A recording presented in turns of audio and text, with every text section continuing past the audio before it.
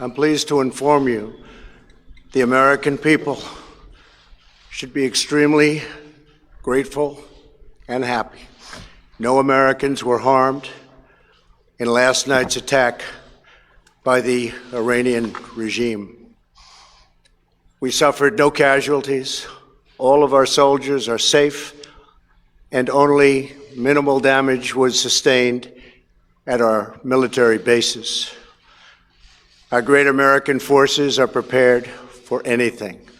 Iran appears to be standing down, which is a good thing for all parties concerned and a very good thing for the world.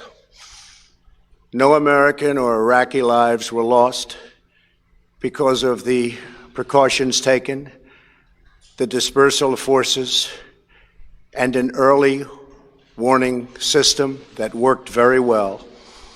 I salute the incredible skill and courage of America's men and women in uniform. For far too long, all the way back to 1979 to be exact, nations have tolerated Iran's destructive and destabilizing behavior in the Middle East and beyond. Those days are over. Iran has been the leading sponsor of terrorism, and their pursuit of nuclear weapons threatens the civilized world. We will never let that happen. Last week, we took decisive action to stop a ruthless terrorist from threatening American lives.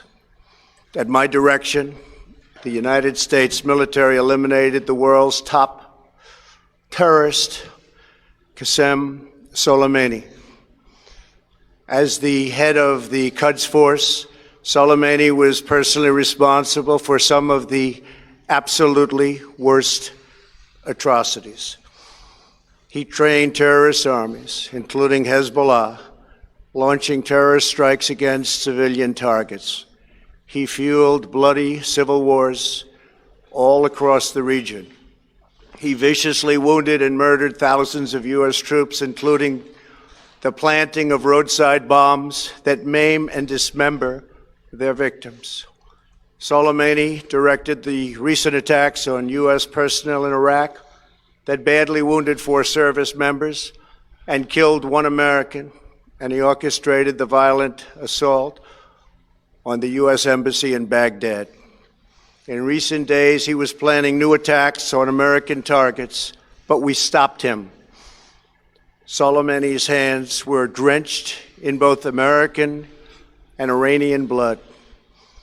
He should have been terminated long ago. By removing Soleimani, we have sent a powerful message to terrorists. If you value your own life, you will not threaten the lives of our people. As we continue to evaluate options in response to Iranian aggression, the United States will immediately impose additional punishing economic sanctions on the Iranian regime. These powerful sanctions will remain until Iran changes its behavior. In recent months alone, Iran has seized ships in international waters, fired an unprovoked strike on Saudi Arabia, and shot down 2 U.S. drones.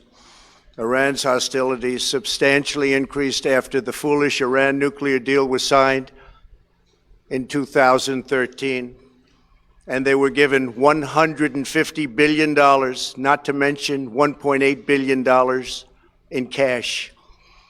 Instead of saying thank you to the United States, they chanted death to America. In fact, they chanted death to America the day the agreement was signed. Then Iran went on a terror spree, funded by the money from the deal, and created hell in Yemen, Syria, Lebanon, Afghanistan, and Iraq. The missiles fired last night at us and our allies were paid for with the funds made available by the last administration. The regime also greatly tightened the reins on their own country, even recently killing 1,500 people at the many protests that are taking place all throughout Iran. The very defective JCPOA expires shortly anyway, and gives Iran a clear and quick path to nuclear breakout. Iran must abandon its nuclear ambitions and end its support for terrorism. The time has come for the United Kingdom, Germany, France, Russia, and China to recognize this reality. They must now break away from the remnants of the Iran deal, or JCPOA. And we must all work together toward making a deal with Iran that makes the world a safer and more peaceful place. We must also make a deal that allows Iran to thrive and prosper and take advantage of its enormous untapped potential. Iran can be a great country. Peace and stability cannot prevail in the Middle East as long as Iran continues to foment violence, unrest, hatred, and war. The civilized world must send a clear and unified message to the Iranian regime. Your campaign of terror, murder, mayhem will not be tolerated any longer. It will not be allowed to go forward. Today, I am going to ask NATO to become much more involved in the Middle East process. Over the last 3 years, under my leadership, our economy is stronger than ever before, and America has achieved energy independence. These historic accomplishments change our strategic priorities. These are accomplishments that nobody thought were possible. And options in the Middle East became available. We are now the #1 producer of oil and natural gas anywhere in the world. We are independent, and we do not need Middle East oil. The American military has been completely rebuilt under my administration at a cost of $2.5 trillion. U.S. armed forces are stronger than ever before.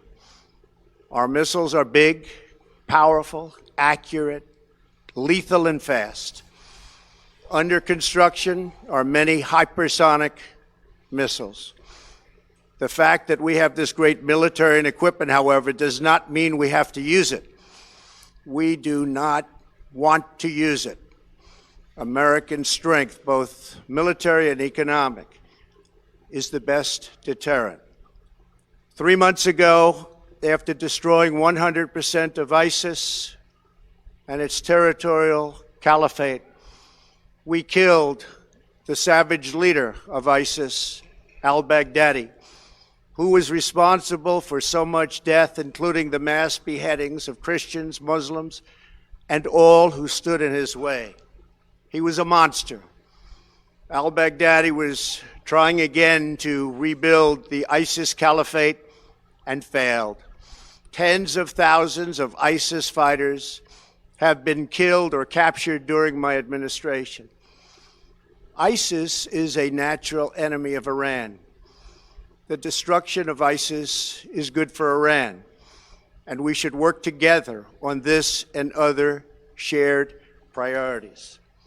Finally, to the people and leaders of Iran, we want you to have a future, and a great future, one that you deserve, one of prosperity at home and harmony with the nations of the world.